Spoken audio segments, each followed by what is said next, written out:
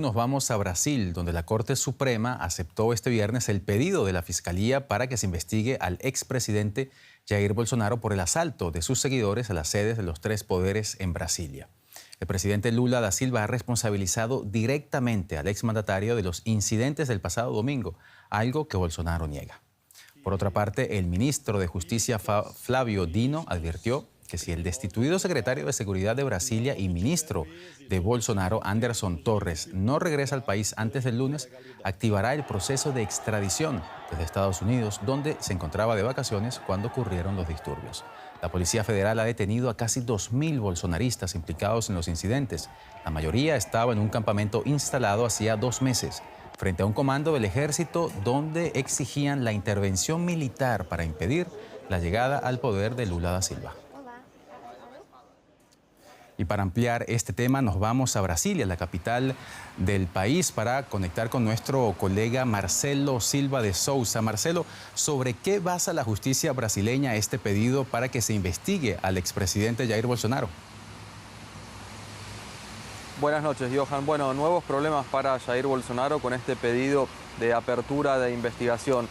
Lo que consideran los fiscales federales es un video que el expresidente Jair Bolsonaro compartió el día 10 de enero, es decir, 2 días después de los actos vandálicos aquí en la capital. En ese video, Bolsonaro compartió una entrevista que dio tiempo atrás un fiscal bolsonarista del estado de Mato Grosso del Sur, en el que en otras palabras decía que no fue el pueblo quien eligió a Luis Ignacio Lula da Silva en octubre pasado, sino que fue lo que él llamó el sistema electoral, incluyendo en ello al Tribunal Superior Electoral. Lo que consideran los fiscales es que más allá de que este video fue compartido por el expresidente Bolsonaro 2 días después de los hechos, forma parte de un contexto general de incitación a la violencia, de incitación a la subversión al Estado Democrático de Derecho, y por eso tiene que ser investigado el expresidente Bolsonaro como partícipe tal vez de la instigación y de la autoría intelectual de los ataques que se produjeron en Brasilia el día 8 de enero. Para los fiscales es un punto, es un indicio suficiente para que el expresidente, quien todavía está en los Estados Unidos y ha negado cualquier tipo de participación en los hechos, comience a ser investigado. Delicado esto que nos cuentas, Marcelo. Por otra parte, la información que manejamos es que unos 2.000 bolsonaristas habrían sido detenidos hasta los momentos por su presunta participación en los incidentes del domingo. ¿Se sabe qué se va a hacer con estas personas? ¿Cómo se van a procesar y cómo se van a juzgar? Bueno, de esos 2.000 detenidos hay cerca de 600 que fueron liberados ya a principios de esta semana por razones humanitarias. Hablamos de mayores de edad, madres con hijos y también personas con enfermedades. La justicia está encarando un esfuerzo enorme por avanzar en las audiencias contra esos detenidos. Según el último balance, más de 700 personas ya habían sido escuchadas, y se prevé que este fin de semana también continúen trabajando el sistema judicial para escuchar a cada uno de los detenidos.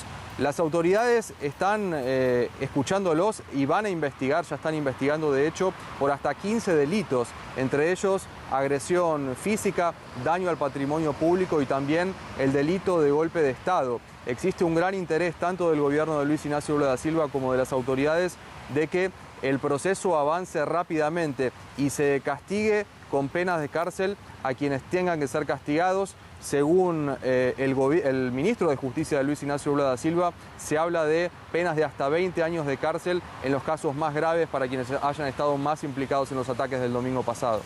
Y efectivamente es lo que decía ayer el presidente Lula da Silva, Marcelo, que prometía mano dura para castigar a los responsables y a quienes habían participado de este asalto. Decía justamente ayer el presidente que cuando ocurrió el asalto, el Palacio de Planalto estaba lleno de bolsonaristas, incluyendo militares adeptos al expresidente, y dijo que esto era algo que tenían que corregir. Corregir fue el verbo que utilizó el expresidente, como si hubiese un error.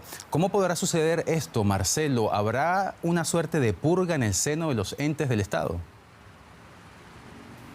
Bueno, es lo que ha dejado entrever Luis Ignacio Lula da Silva, que habrá una purga porque el presidente ya tenía una desconfianza sobre los militares y sobre el aparato de seguridad antes de asumir la presidencia, y esta desconfianza se profundizó con los hechos que vimos el domingo pasado. Sin ir más lejos, la seguridad presidencial suele estar a cargo del Gabinete de Seguridad Institucional, un organismo que incluye entre sus filas a diversos militares. Y Luis Ignacio Lula da Silva, y a través de sus colaboradores, ha dejado claro que él pretende eliminar esa estructura y crear una nueva estructura cuya seguridad quede bajo el mando de policías federales. Lula da Silva desconfía de la contaminación ideológica de las fuerzas militares y tiene motivos, porque entre los investigados por los ataques vandálicos, por la invasión a los predios públicos del domingo pasado, se encuentra ni más ni menos, por ejemplo, que un coronel del ejército que forma parte del batallón de la Guardia Presidencial. Es decir, hay elementos concretos